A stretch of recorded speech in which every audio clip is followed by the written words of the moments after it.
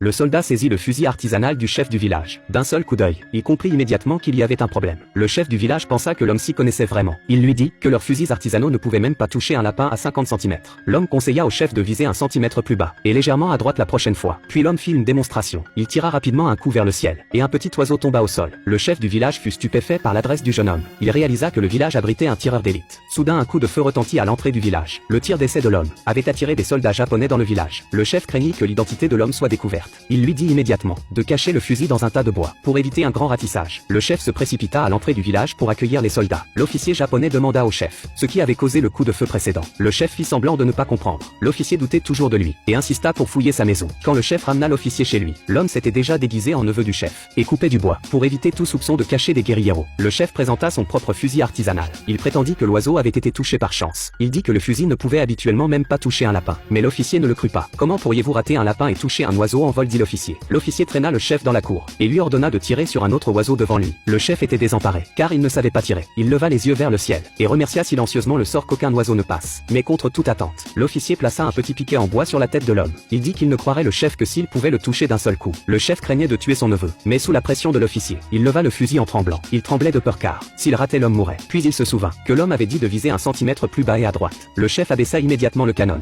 Les yeux de l'homme étaient remplis de terreur. Il avait peur que le chef le tue. Le chef n'avait pas le choix. Il pressa la détente. L'homme s'effondra aussitôt. Le chef accourut paniqué, pensant qu'il l'avait tué. Au bout d'un moment, l'homme se réveilla. Le chef avait touché le piquet parfaitement. L'homme avait survécu par chance. Cependant, l'officier japonais voulait maintenant arrêter le chef. Il prétendait que le fusil était trop puissant et représentait une menace pour les Japonais. Le chef s'était retrouvé dans une situation où tirer était une erreur, et ne pas tirer en était une aussi.